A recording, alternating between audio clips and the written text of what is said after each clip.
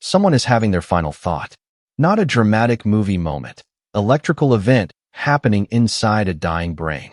And for the first time in history, scientists have recorded exactly what that looks like. Most people assume that when the heart stops, the brain just shuts off. Like flipping a switch. Lights out, nothing left. But that's not what the data shows. In the final seconds of a human life, the brain doesn't shut down quietly. It surges. In 2016, at a hospital in Vancouver, an 87-year-old man was being monitored. Doctors had an EEG attached to his scalp, recording his brain waves continuously.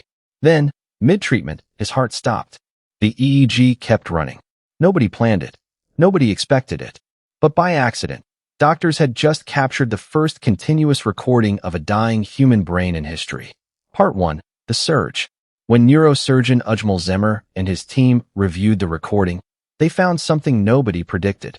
In the 30 seconds before and after the heart stopped, the brain produced a spike in gamma waves, the fastest, highest-frequency brain waves we have.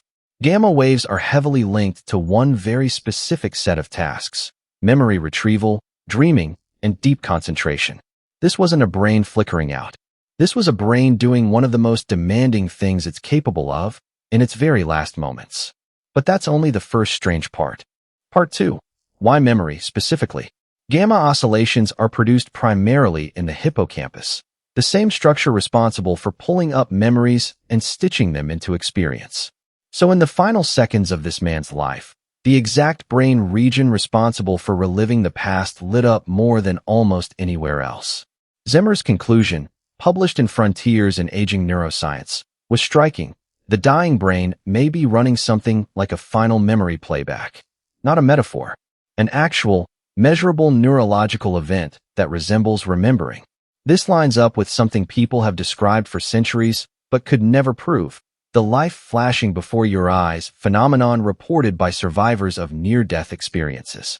For the first time, there was hard data suggesting it might be real, and not just a story survivors tell themselves afterward. Here's the part that should stop you. This was one patient, one brain, one recording, captured entirely by accident because the equipment happened to still be running. Scientists don't know if this happens to everyone, every time, or only under specific conditions.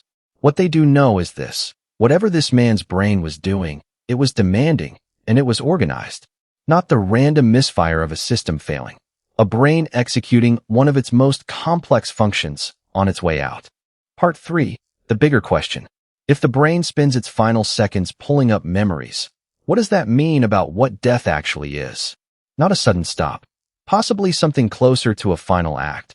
The brain's last use of its own architecture, doing the one thing it was built to do the longest: remember. Zemmer himself put it simply.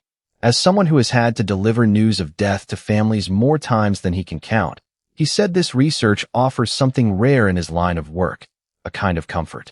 That even in the final moments, when someone looks like they've already gone, their brain may still be replaying the best parts of the life they lived. We don't know if this is universal. We don't know exactly what those final images, sounds, or feelings are. Nobody has ever come back to describe this specific moment in detail.